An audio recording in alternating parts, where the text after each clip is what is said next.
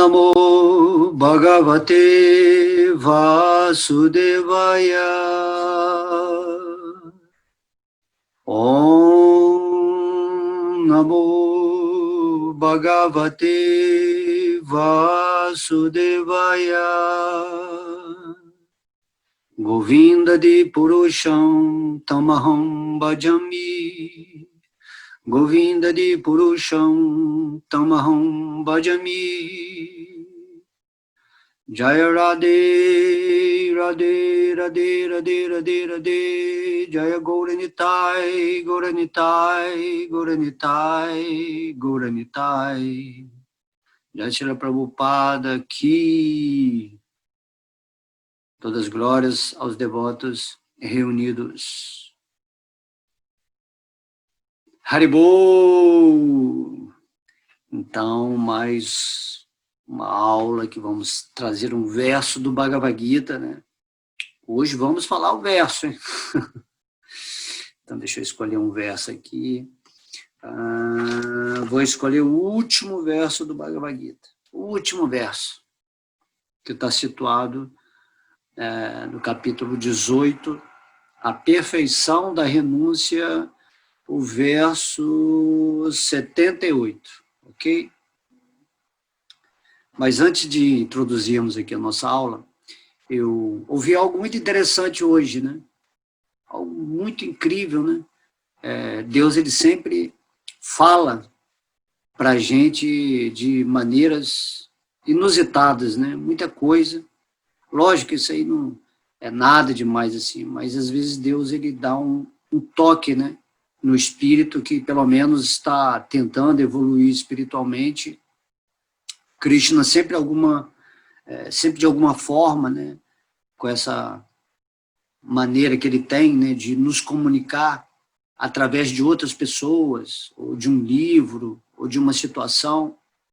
Se você realmente está caminhando na sua vida rendido a Deus, você percebe a presença de Deus usando, né, todas as pessoas, todas as circunstâncias. Então, Krishna, dentro da potência interna dele, para o seu devoto, né, que está vivendo em sua potência externa, então, na potência interna, Deus, ele começa a usar a energia externa para te favorecer. Essa que é a maior bênção para quem está rendido realmente aos pés de lótus do Senhor Krishna, e realmente que se decidiu, né, a executar na sua vida esse propósito de se conectar em amor com Deus e realmente fazer a preparação aqui para voltar para o mundo espiritual, para o mundo da essência, né, daquilo que eu sou realmente.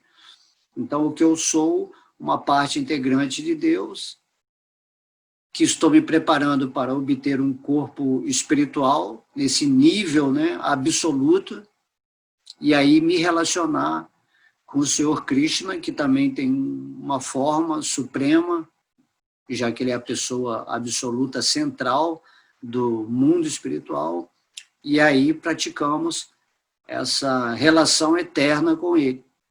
É muito bacana entender que, né, quando você entende essas coisas aqui nesse mundo material, que é o aprendizado real, você começa a viver uma vida em harmonia. Você só pode estar em harmonia no mundo chamado externo, né, se você estiver vivendo nessa inteligência onde você determina cada passo da sua vida para viver, né, de uma forma favorável à sua elevação espiritual. É uma decisão séria, né? Porém, você nunca deixa de, né, brincar nesse mundo, de levar uma palavra amiga, luminosa, né? Você está inserido nesse mundo dentro daquilo que é a personalidade divina, né? Você adquire as qualidades de Deus numa proporção em que você vai potencializando a sua realidade como espírito, e aí você manifesta nesse mundo, né? É como eu sempre digo, se uma pessoa está realmente rendida a Deus, uma das expressões do espírito é a alegria natural. Ele está sempre de bom humor, ele sempre usa a criatividade dele para brincar, para divertir, né? E também ele tem outro lado, que é o lado mais, né, veraz dele, onde ele vai falar coisas que são para ser faladas, independentemente de se uma pessoa vai gostar ou não. Aí ele tem esse trabalho nessas duas linhas, né? Onde ele suaviza o mundo com a expressão de suas qualidades espirituais e onde ele também se torna um informante de Deus, né? Potencializado espiritualmente, para fazer com que vários espíritos ascensionem a sua energia o quanto antes. Então, a frase que eu tinha ouvido hoje era que uma pessoa disse: o preço da liberdade é a vigilância eterna. Olha só que bacana, né? Lógico que remonta até ao que o Mestre Jesus falou, né? Orai e vigiai. Orai e vigiai. Quem tem olhos de ver, que veja. Quem tem ouvidos de ouvir, que ouça. Então, esse orai e vigiai combina, né, com isso que eu ouvi hoje. O preço da liberdade é a eterna vigilância. Tá? Então, quando a gente fala de ser livre, né, como já falamos em várias aulas, é simplesmente estar situado naquilo que você é como parte integrante de Krishna, onde você atua, né, na sua posição real de ser, no seu Sanatana Dharma. Né?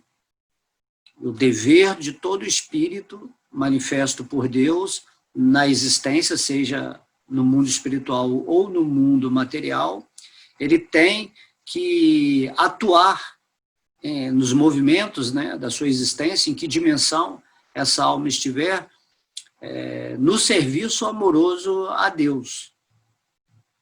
Enquanto você não se situar nessa posição de servo eterno amoroso de Deus, você está agindo numa posição incongruente ou totalmente negativa em relação ao espírito.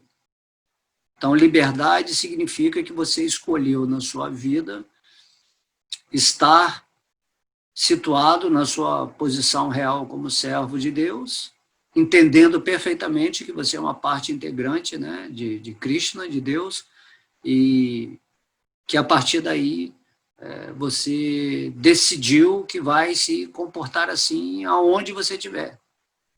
Não importa se você está no mundo espiritual, no mundo material, ou em qualquer dimensão, você vai atuar como servo de Deus. Essa é a posição que Krishna vem nos ensinar aqui no Bhagavad Gita. Por isso que ele diz, só através do serviço devocional puro, né, puro, você pode me compreender como eu sou. Só quando você está situado na posição real do espírito, em conexão amorosa com Deus, é que você cria a possibilidade no seu coração de Krishna se revelar para você.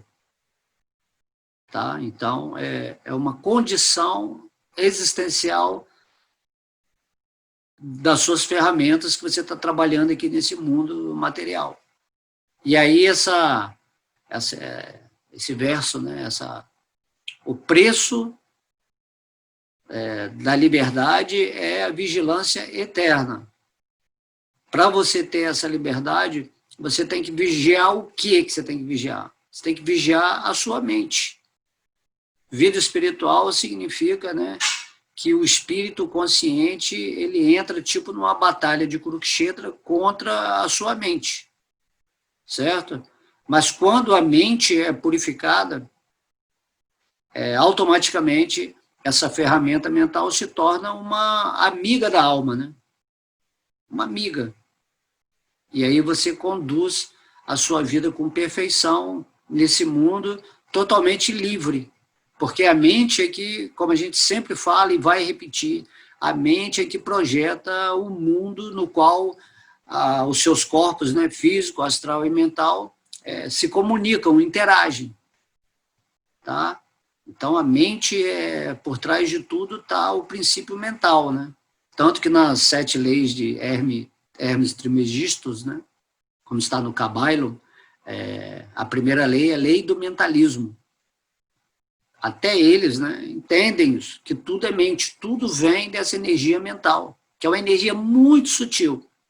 E através de você influenciar essa energia mental, você ativa a energia astral e depois materializa ou condensa essa energia mental em energia chamada, né, física ou material. Certo?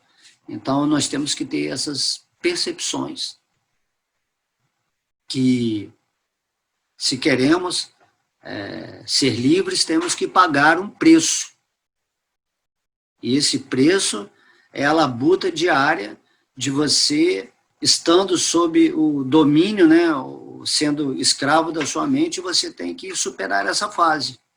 Todos os dias, né, ler o Bhagavad Gita, ouvir alguém falando sobre Deus, cantar o Mahamantra Hare Krishna, né, esse cantar é basicamente uma das coisas mais importantes, recomendada pelo próprio Senhor Krishna nessa era de Kali Yuga. Meditar, certo? Se associar com pessoas bacanas, que estejam na vida espiritual, se desapegar da matéria.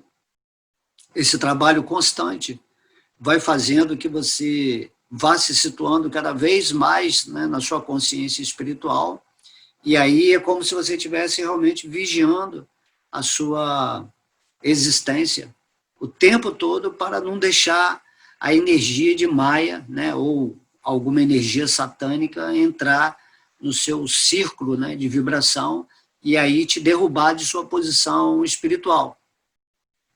Certo? Você tem que observar a sua mente o tempo todo. O que eu estou pensando, o que eu estou sentindo, o que eu estou fazendo. Por isso Krishna, ele fala, pensa sempre em mim.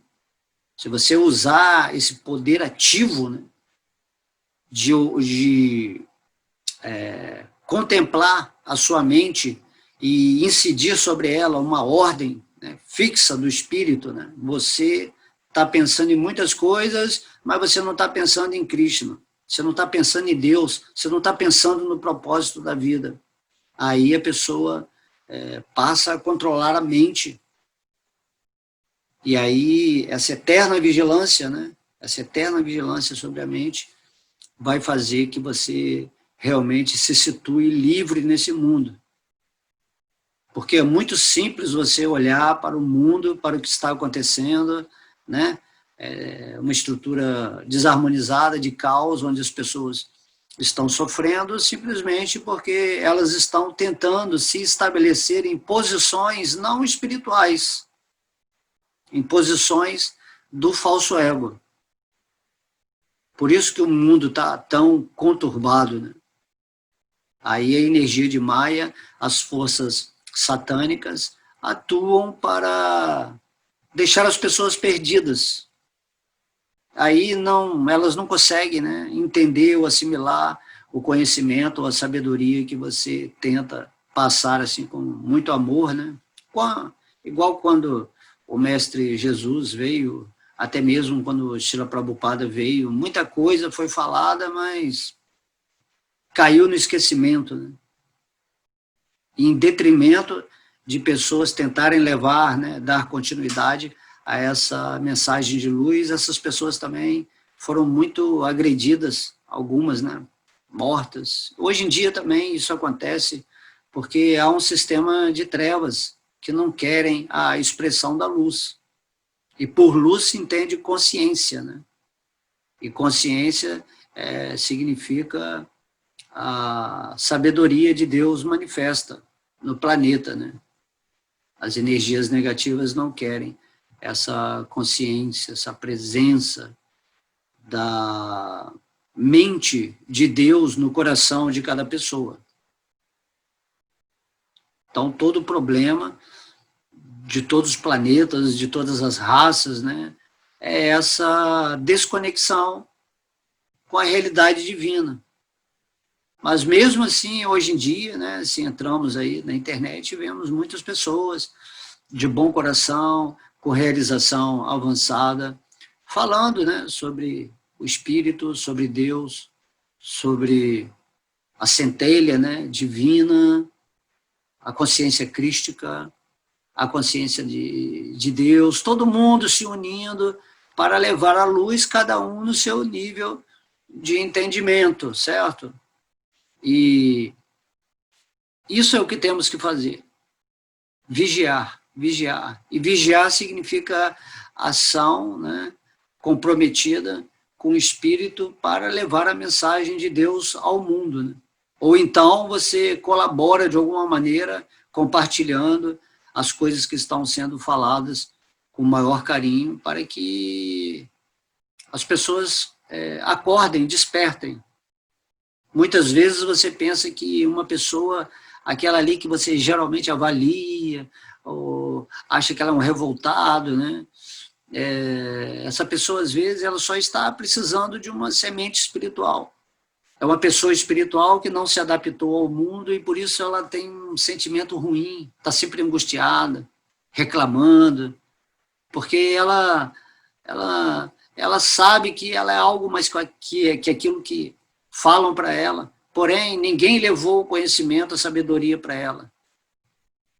Assim, se você passa essa informação para essa pessoa, né, sem impor nada, falar, olha que legal essa aula aqui, interessante, aí a pessoa vê, né, e aquilo ali pode realmente dar um estalo interior nela e ela despertar completamente para Deus e se tornar uma excelente devota de Deus. Temos sempre que ter olhos de não julgar, de não criticar. Às vezes aquela pessoa que está ali do seu lado, que parece a menos espiritual, é que vai receber melhor certas palavras, certas informações e vai, né, atingir, né, picos de ascensão energética da consciência. Ok? Então, é isso que eu sempre falo. Quando eu passo aqui a informação, eu não estou ligando para quem está ouvindo, se não está ouvindo, se está curtindo, se não está curtindo. Você deixa no ar uma vibração onde você está falando de Deus, né? Se um dia, que eu não sei qual dia, se eu tiver que abandonar esse corpo, pelo menos você deixou algo aí no mundo para, né, quem tiver, vai ser um cantinho reservado para as pessoas que quiserem assistir, né, tipo essas aulas. Então, vamos ao verso 78, finalmente, né, orai e vigiai, o preço da liberdade é a eterna vigilância. Não deixa, não sai da sua mente. Sua mente vai querer fazer muitas coisas nesse mundo, porém, se você realmente desejou, se você realmente está com aquela intenção de realizar Krishna, você tem que botar a sua mente no lugar dela. Tá? Sua mente, ela existe para projetar um mundo onde você, usando o seu corpo físico, vai usar todo o material do mundo, por exemplo, como o Bhagavad Gita, ou como essa palestra, ou como essas deidades, adorar essas deidades, né? Você vai usar tudo dentro dos seus sentidos para captar nessa energia externa a força, né? A potência para te alimentar espiritualmente. Então, aí a sua mente é uma grande amiga, quando todos os seus sentidos estão captando as informações desse mundo, daquilo que é o relacionado com Deus, com a vida espiritual. Então, a mente, ela é criada por Deus para isso, para você projetar esse mundo e o espírito experienciar, através dessa forma física, o material que Krishna deixa no mundo, né, e seus devotos puros, para você estudar, para você realizar isso, para meditar, para refletir, né, e finalmente atingir esse ponto pretendido por Krishna, que é você se estabelecer na posição de serviço devocional, e aí está sempre fazendo alguma coisa por Deus, que isso é a maior satisfação enquanto você estiver aqui nesse mundo, né, quando você se torna realmente um servo amoroso dos pés de lótus de Deus. Tá? Então, esse verso aqui é um verso maravilhoso. Não sei se eu vou conseguir falar tudo aqui só nessa aula. Se não der, a gente fala o restinho na outra aula, tá bom? Então, Jatra Yogesvara Krishno, Jatra Parto Danurdaraha, Tatra Sri Vijayobuchi, Dhruvanichir Matir Mama. Esse verso, Sanjaya está falando para Dhritarashtra a conclusão final, né, porque Sanjaya era um místico, ele conseguia, através da telepatia, observar, ele estava lá no palácio de Dhritarashtra, que era o pai dos Kurus, né, que era o pai de Duryodhana, que estava no exército inimigo, ao de Arjuna, né, de Krishna, e Dhritarashtra estava muito interessado em saber sobre a batalha de Kurukshetra.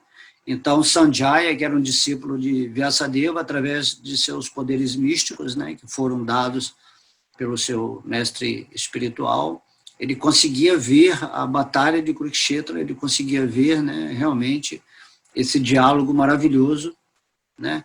Imagina, você vê o próprio Deus falando a sabedoria real, que é eterna. Então, isso aí não tem explicação, né? Então, Sanjaya, esse é o último verso do Bhagavad Gita, ele dá a base final do que ele acha, né? Tanto que ele fala assim, esta é a minha opinião. Então, a opinião de um místico sábio, né, que tinha todo conhecimento, ele dá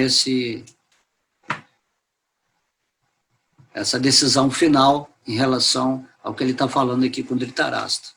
Então, ele fala, onde quer que esteja Krishna, o Senhor de todos os místicos, e onde quer que esteja Arjuna, o arqueiro supremo, com certeza também haverá opulência, vitória, poder extraordinário e moralidade. Esta é a minha opinião. Tá? Isso quer dizer que Sanjaya também, igual Arjuna, enquanto ele contemplava ali Krishna, ele realizou Krishna. Certo? Da mesma forma que Krishna falou para Arjuna diretamente ali no campo de batalha de Kurukshetra, esse conhecimento ele entrou no coração também de Sanjaya, que ele estava ali, né? Através do poder místico. Então, isso aí também é interessante saber que se você adquire, né, essas qualidades superiores da alma, né, do espírito, você consegue, através desses poderes, contemplar os encontros, né, de grandes sábios nesse universo. Então você fecha o olho, você vai para uma dimensão onde você é favorecido em todos os sentidos, né? Você pode ir para planetas onde estão semideuses elevados. Então tem esses poderes, né, que meio que foram tirados da humanidade. Iremos recuperar um dia esses poderes. Então, Sanjaya é o exemplo, né, aqui. Então, ele falou, essa é a minha opinião. Eu realizei isso igual Arjuna, né? Por isso que Arjuna, no final do Bhagavad Gita, ele vai e luta a batalha porque ele estava completamente autorrealizado em Deus, né, no Senhor Krishna. Da mesma forma, Sanjaya, né? Então, Sanjaya falou que onde quer que esteja Krishna, o Senhor de todos os místicos, e onde quer que esteja Arjuna, o arqueiro supremo, isso aqui ele está mostrando que onde na sua vida, se você tiver com Deus, né, e principalmente entendendo quem é Deus, aqui no Bhagavad Gita, no caso, né, o Senhor Krishna, se você está completamente com a sua mente, né, focada em seus pés de lótus e trabalhando intensamente para voltar para o mundo espiritual. Então, é nesse sentido, né, que você está onde Deus está. E Deus é o Senhor, ele fala que é o Senhor de todos os místicos, né? Assim como Sanjaya, simplesmente, através da sua telepatia, ele viu a batalha em Kurukshetra, significa que toda a ação que fazemos nesse mundo, tudo que sentimos, tudo que pensamos, está sendo observada por Deus. Deus é o Senhor de todos os místicos. Aí falam assim, mas Deus está lá no mundo espiritual. Mas Deus está aqui, mas não está. Até assim, começa a especular. Na verdade, tudo que você faz você é uma parte integrante de Deus. Na verdade, sendo uma parte de Deus, você é uma expressão de Deus. Então não tem como Deus não perceber tudo aquilo que você está fazendo. Certo? Tudo aquilo que você está intencionando na sua vida. Krishna tem esse poder místico, né? Inclusive, né, ele está dentro do seu coração. Então, como que uma pessoa pode enganar Deus ou fazer um jogo com Deus? Então, Deus é puro amor e ele quer te levar para o reino de Deus, né? Para o reino dele, para viver relações de amor, de felicidade eternas. Só essa constatação de você saber que Deus está no seu coração. Então, onde quer que esteja Krishna, se você estiver todos os dias com a sua mente fixa, né, na presença de Deus dentro do seu coração, isso aí vai ser suficiente para você se libertar. Você vai se libertar dessa energia material. Aqui, tudo pode ser muito difícil ou muito fácil. Depende de onde você está concentrando os seus pensamentos e sentimentos. Quanto ao corpo físico, ele é só a resultante final de algo que você está vibrando. E se você vibrar na superalma, ou em Krishna, ou no santo nome, né, ou em tudo ao mesmo tempo, o seu mundo vai se tornar um mundo de perfeição divina. Por isso que você não tem que temer o mundo ou as outras pessoas, se você estiver vivendo nessa potência interna de Krishna. A alma, aquilo que nós somos, né, o espírito, é chamado de Tatastha Shakti, é energia marginal. Você o tempo todo pode estar com Deus ou pode estar com Maya. Tatastha é energia marginal, você está sempre na margem, você que escolhe.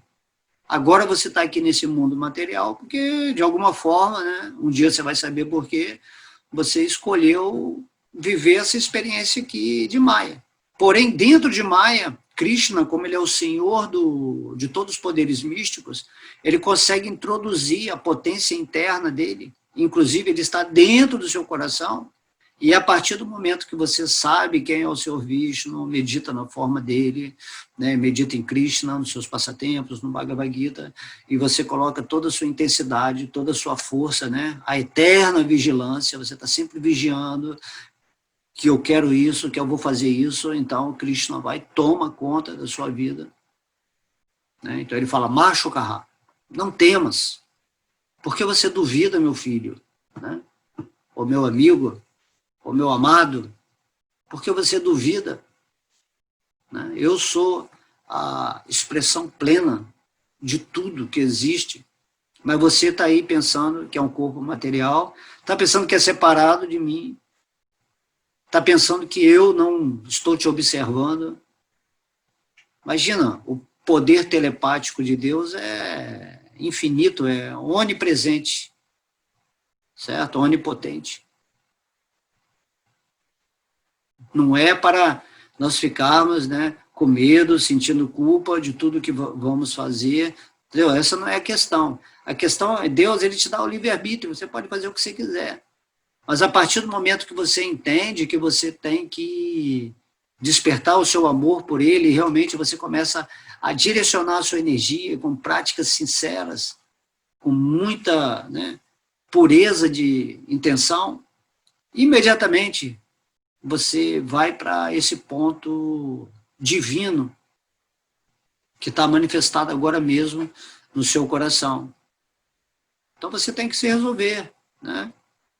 Não é ficar não é uma questão de religião, de filosofia, mas de você entender que existe um Deus, que você não é esse corpo material, que você é um espírito e que você recebeu a sabedoria nessa vida, né, do Bhagavad Gita aqui, no caso, estou passando através de aulas, e aí você vai se decidir, pô, entendi que não adianta eu querer ficar cultivando as coisas materiais temporárias, que em qualquer momento, após a morte, eu vou perder tudo, então, a partir de hoje, né, como parte de Deus, como uma expressão energética de Deus nesse planeta, eu vou me render aos pés de lótus dele e vou viver dia a dia, né, dentro da minha possibilidade, do melhor que eu posso fazer, eu vou estar sempre meditando, né, em Krishna, cantando seu santo nome, certo? E através desse seu esforço pessoal, né, você não vai atingir Deus, mas Deus está observando no seu coração o quanto você está imprimindo energia na direção dele. Aí Krishna dá a graça dele, a graça, né? Ele se revela para você. De alguma forma ele vai se revelar. E aí quando você se tornar um devoto mais avançado de Krishna, você já vai estar vendo o mundo, as pessoas, as situações, né? Os enganos, as mentiras, os encantos do mundo material de uma forma assim, completamente diferente das pessoas chamadas, né, normais desse mundo. Tá?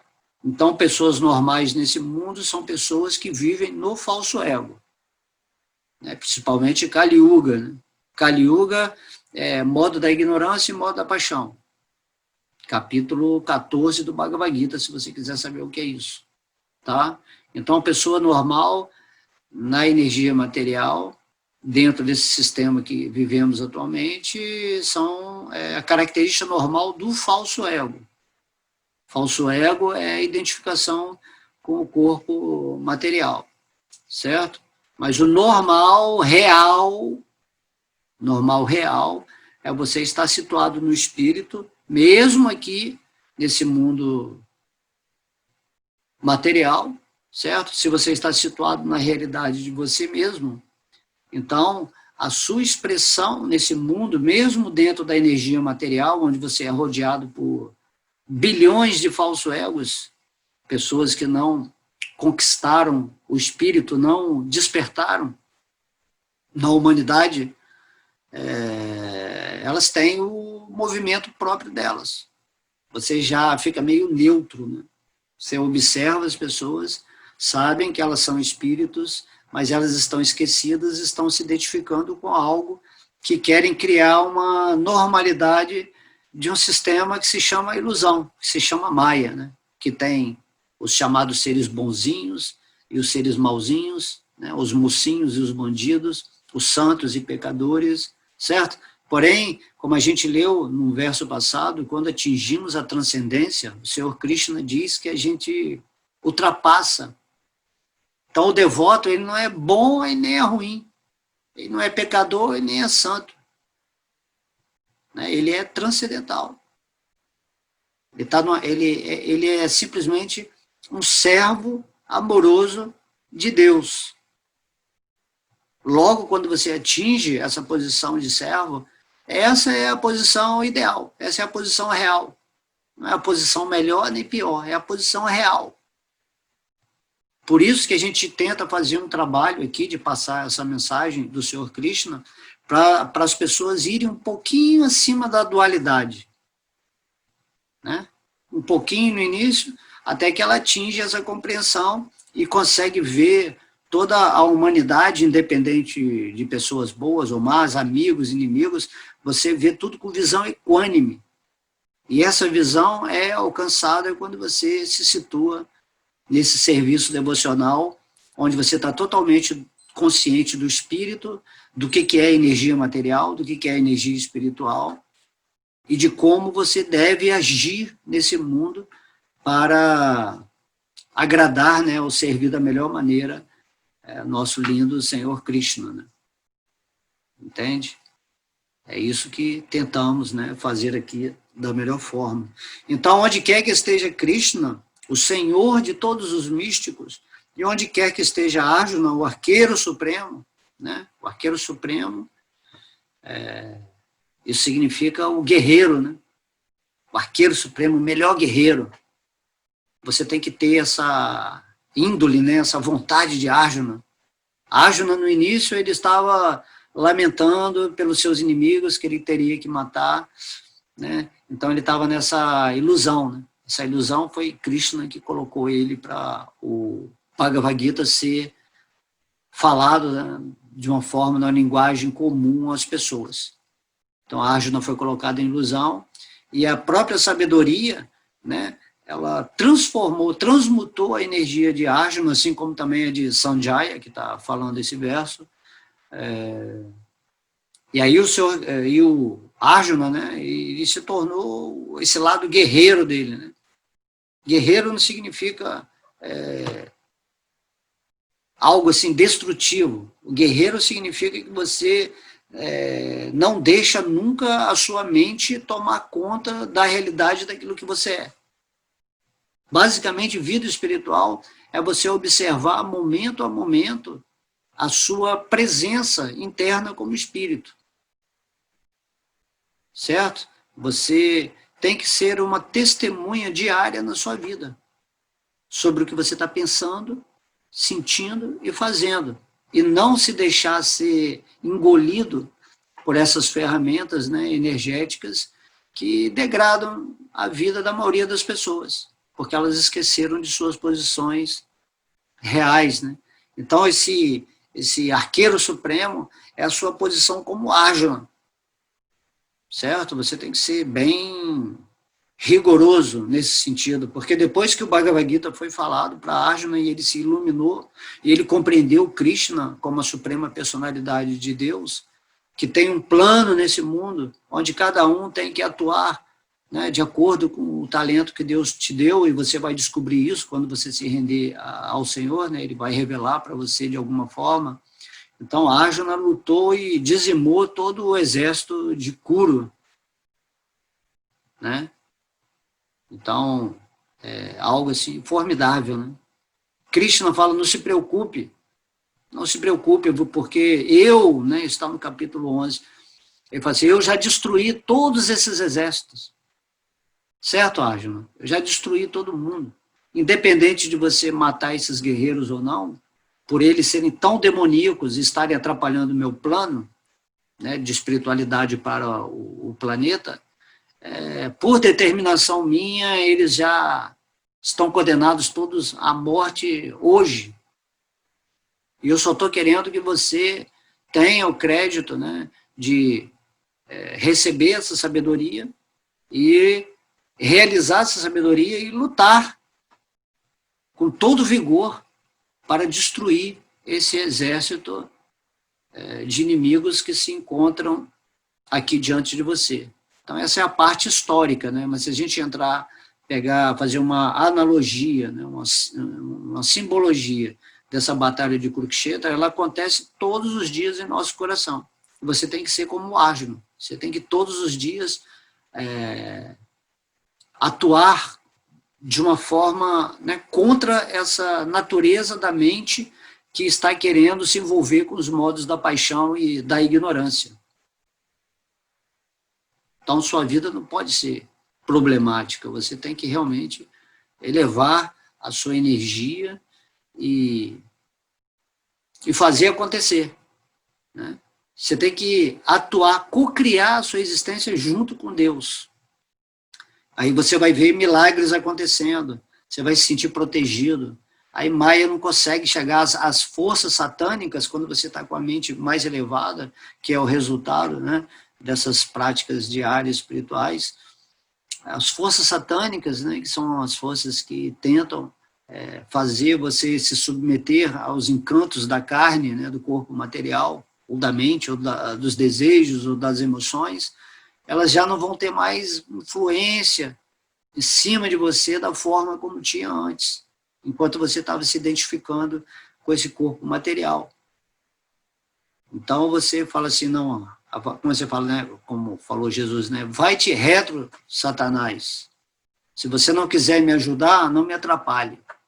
você começa a ter autoridade nesse mundo, porque você sabe que você é um servo de Krishna, e quando você está com Krishna, né, o que esse verso está falando, com essa mentalidade de Arjuna, você não vai ceder para a ilusão, a sua vida, certo? Para continuar nesse maldito ciclo de samsara, né, onde você nasceu agora nesse corpo, vai morrer em ignorância, aí depois vai receber outro corpo, aí vai continuar tudo do zero, né? Havia um bebê lá, pelado, e você vai morrer um velho pelado também, e tudo vai recomeçando e recomeçando. Então tem que chegar uma hora que você tem que dar um basta nessa situação. E aí, esse guerreiro Arjuna tem que nascer dentro do seu coração. Quando Sanjaya está falando aqui, tem, né? Tudo é meio místico. Sanjaya já falando para gerações futuras, né? O Bhagavad Gita foi falado há 5.000 anos atrás.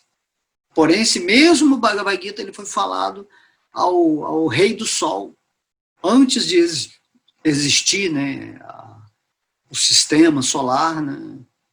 Quando tudo estava começando, Krishna dá instrução lá para o Rei do Sol. E o Rei do Sol é o monarca que está governando o nosso sistema solar, e aí ele passa instruções para todos os seres, e de repente Krishna vem também diretamente aqui no planeta Terra, né? O planeta Terra se tornou um planeta muito querido universalmente, porque Krishna, né, tocou esse planeta com os seus pés de lótus, né? Criou, né, essa possibilidade mística. E hoje temos, né, a graça de receber essa sabedoria, e através da aquisição realizada dessa sabedoria, a gente projeta através da nossa mente esse mundo maravilhoso, onde podemos estar aqui agora nesse momento fazendo um serviço devocional com essa intenção de fazer que um maior número de pessoas aceite também essa sabedoria e faça a prática espiritual diária de se situar, né, no espírito, naquilo que você é realmente, e entendendo quem é Deus, procurando senti-lo dentro de si mesmo, né, como essa testemunha suprema, e aí sua vida entra em harmonia naturalmente.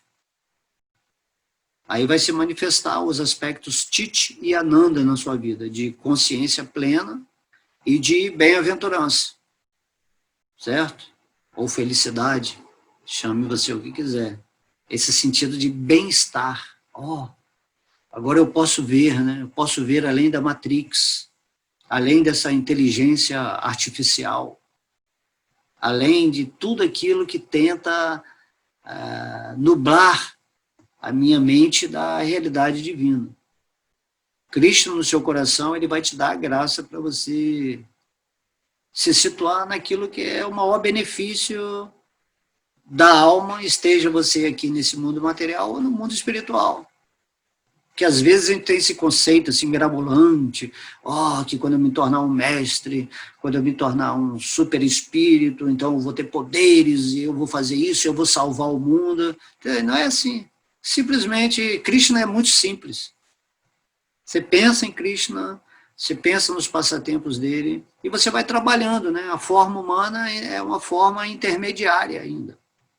Ainda não é uma forma angélica. Então, na forma humana, vá no ritmo da forma humana, cantando o nome, né, fazendo todos os afazeres espirituais, para que após a morte desse veículo físico, você esteja no estado de consciência para ter o crédito, né, espiritual, e Krishna possa realmente falar assim: eis meu filho, que bom, você voltou para o meu reino, você entendeu, e lá no planeta Terra, né, quando você estava naquela forma humana, você fez todo um esforço carinhoso, com fé, com confiança, e também você vai realizar Deus aqui, né, isso é lógico, né, quando você estiver avançando em consciência, e tudo vai ser muito simples, muito natural. Essa que é a beleza da vida, é a simplicidade. A nossa mente é que complica tudo. Fica cheia de informação, muita religião, muita filosofia, muitos ideais, isso. Não tem isso, simplesmente você fica imerso na consciência de Krishna. Isso que é o Samadhi. Você vai fazer tudo o que você fazia na sua vida, só que a sua consciência, a sua mente está focada nos pés de lótus de Krishna e na lembrança constante de que você é uma parte integrante de Deus, que é um espírito, que é uma consciência que está numa dimensão muito além dessa terceira dimensão, onde eu estou falando aqui com você agora, né? Falando ao seu corpo físico, né? Ao seu ouvido material. Certo? Então, a gente tem que realmente ter esse poder de Arjuna, né?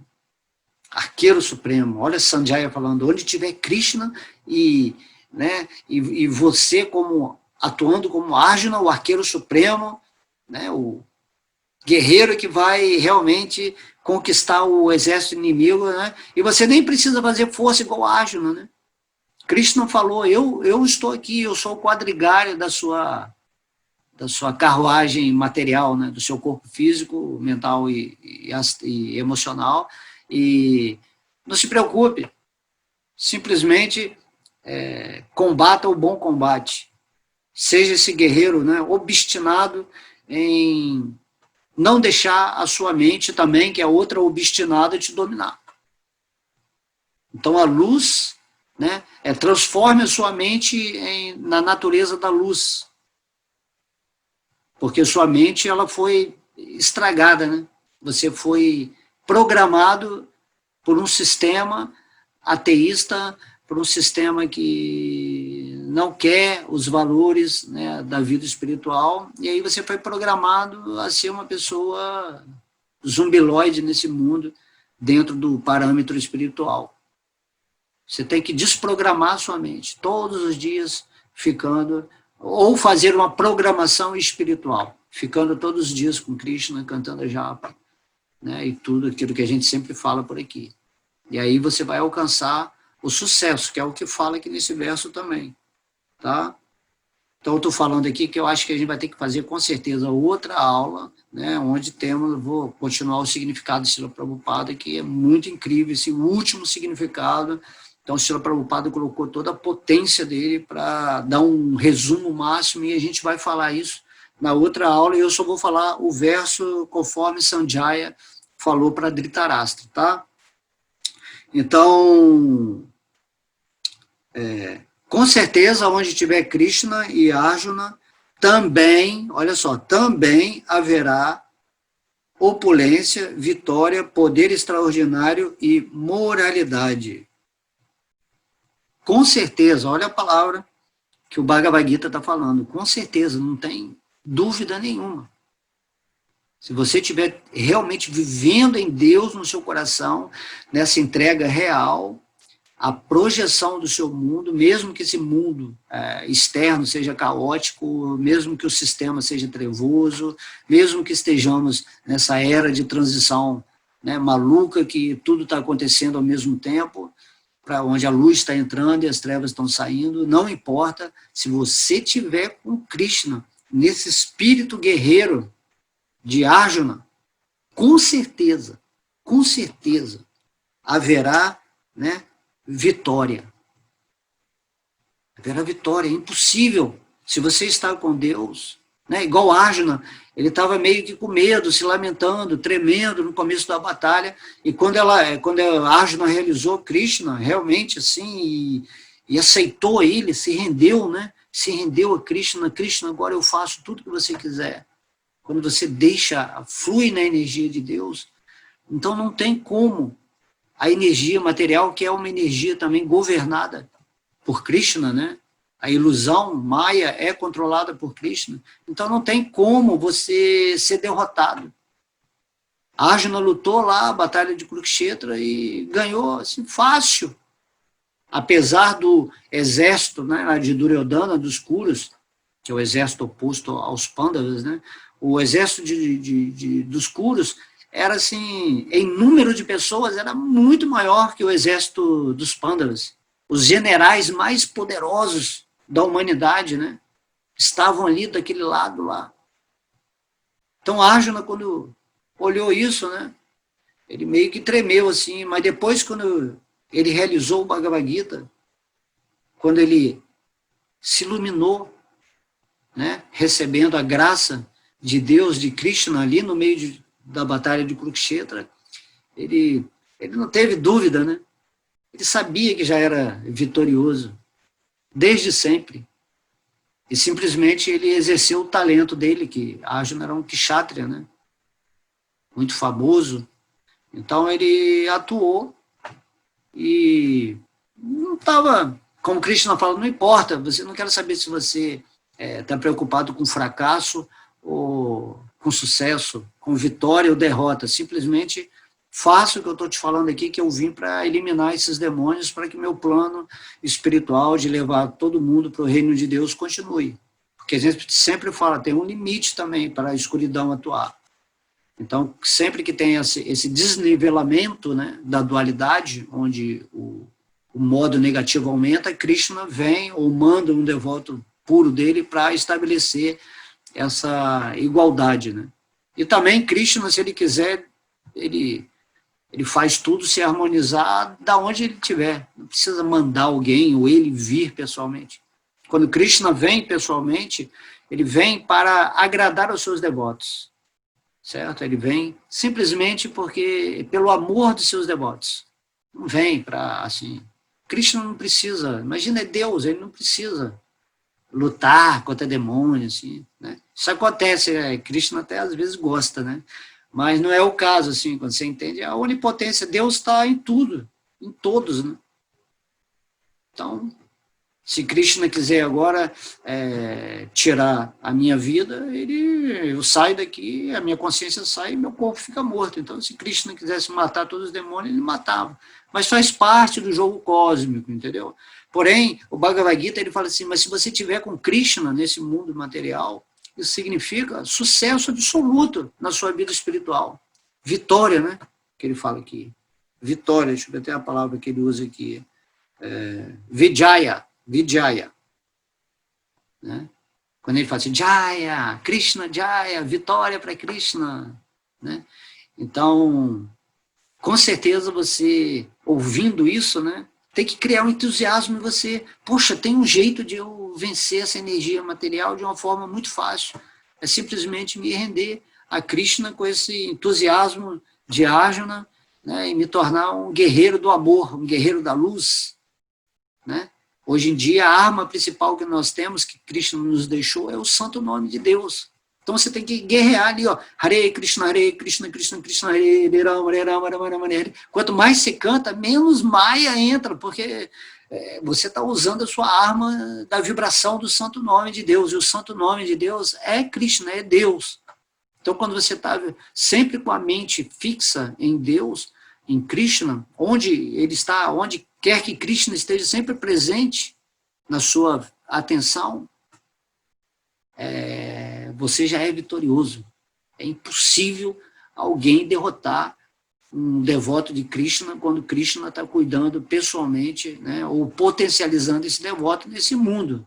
Então, Krishna fala, não temas, não tenha dúvidas. Então, essa palavra aqui, com certeza, com certeza. Por que você não arriscaria tudo para viver nessa consciência divina?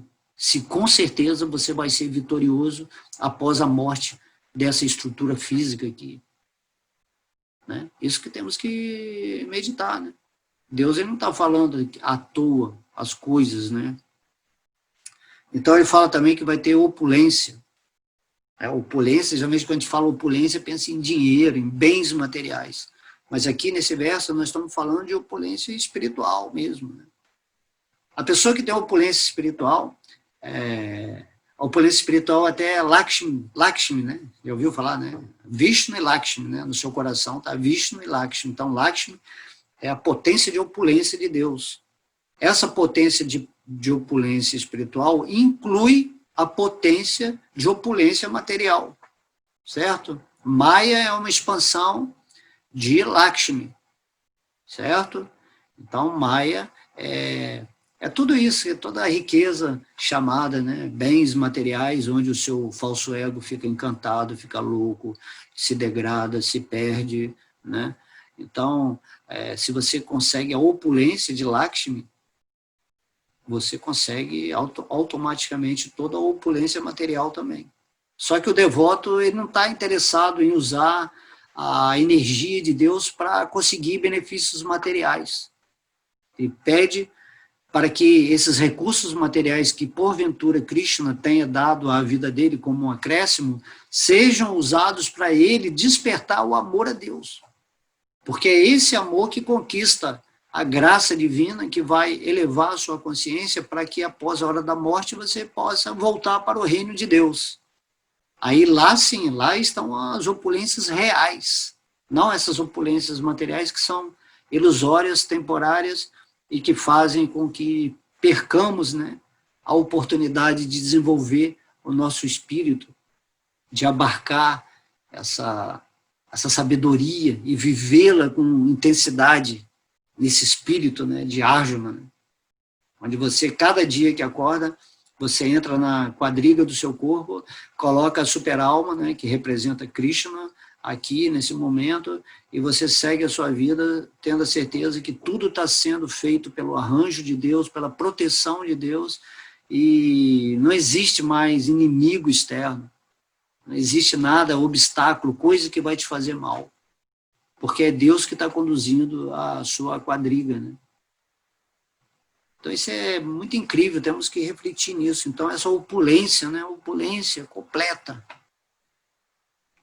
Depois fala que, com certeza, também haverá poder extraordinário. Extraordinário. Tem os poderes ordinários, que são os poderizinhos, os poderes místicos, né?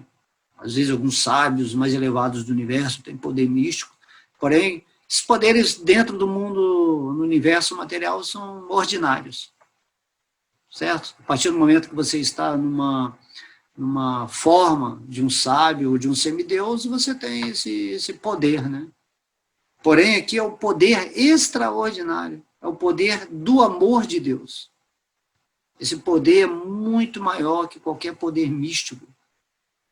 É o poder onde você está sendo guardado carinhosamente pela onipotência de Deus. Qualquer poder místico que você acha fantástico, milagroso nesse mundo, ele é dado por Krishna para essas pessoas.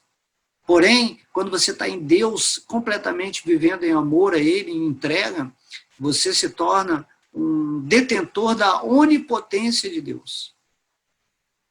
Ninguém pode atingir um devoto puro de Krishna, porque ele vive na onipotência de Deus, que é a fonte dos poderes de todos os outros poderes. Então, nada. E o devoto puro também não está interessado em ter poder místico, né? A não ser que seja para abençoar as pessoas ou para dar alguma energia que elas realizem, né, o Espírito Supremo. Temos que entender isso, né? Que o Espírito com Deus é uma vida simples, né? Lá é assim em Vrindavan, né? Lá é uma floresta, Krishna é um vaqueirinho, tem as golpes, tem os amigos, tudo muito simples, todo mundo em bem-aventurança. Essa é a vida que Krishna quer com a gente, né? Lá no mundo espiritual em Vrindavan, apesar dos devotos serem os seres mais poderosos do universo, eles não usam esse poder, eles só vivem no amor de Deus. Esse amor é o poder extraordinário que todos nós temos que conseguir, que conquistar, certo? E também moralidade, tá?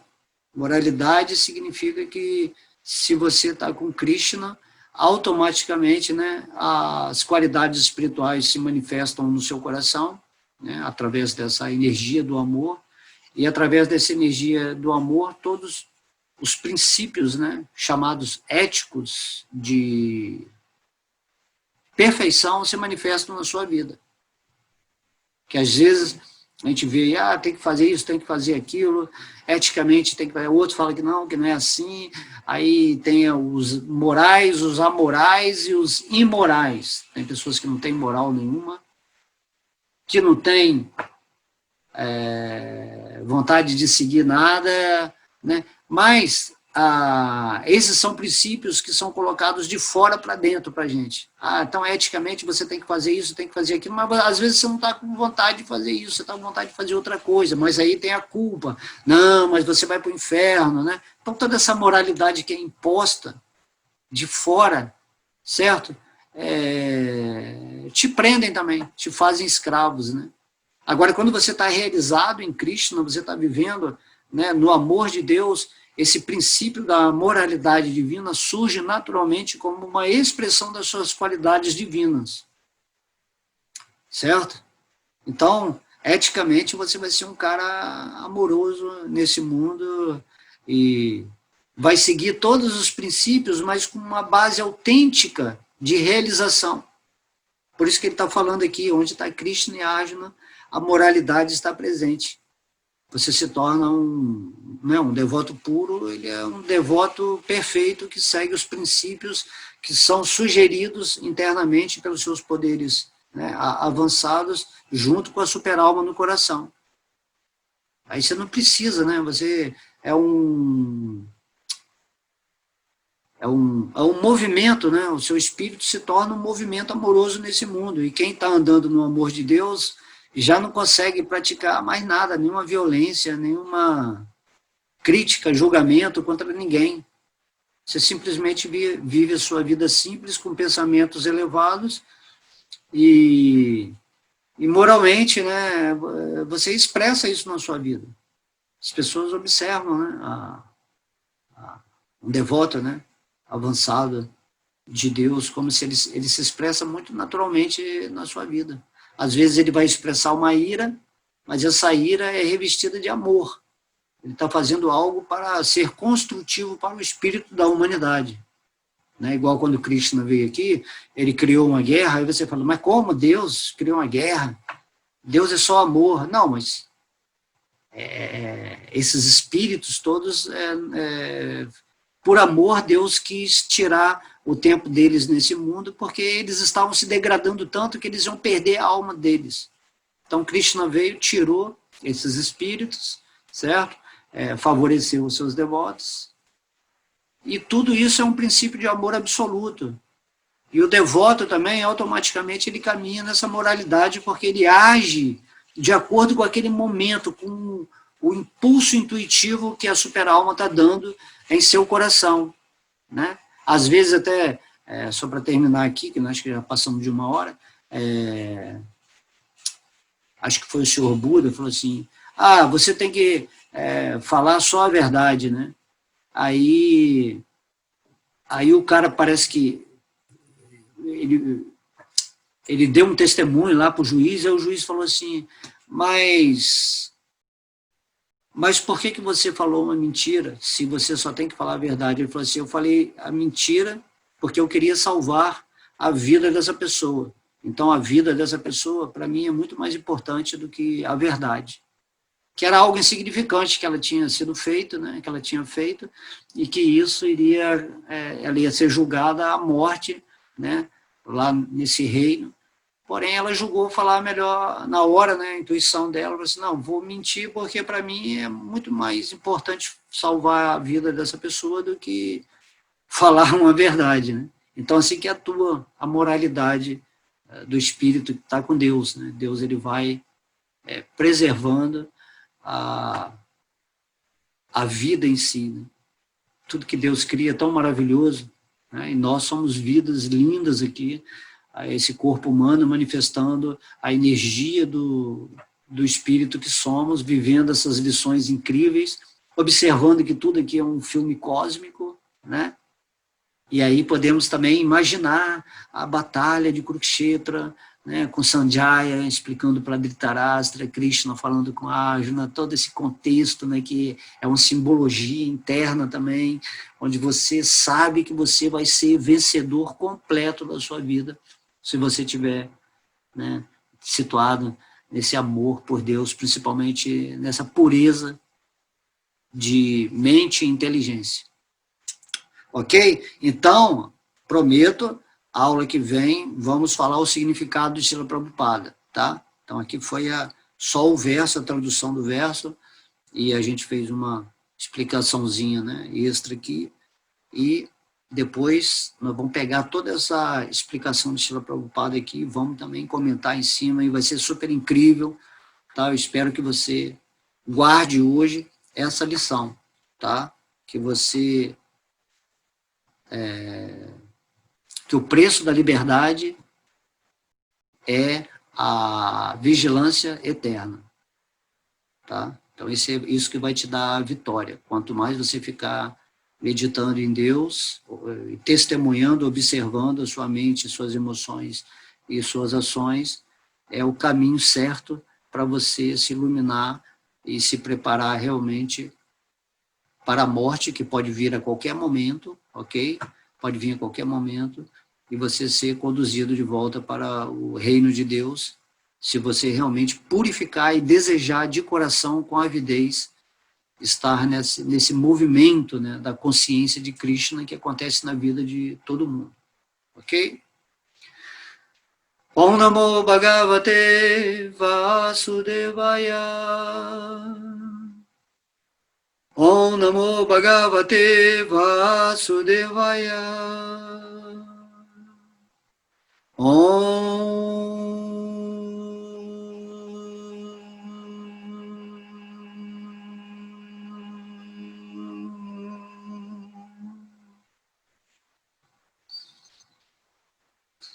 Haribo!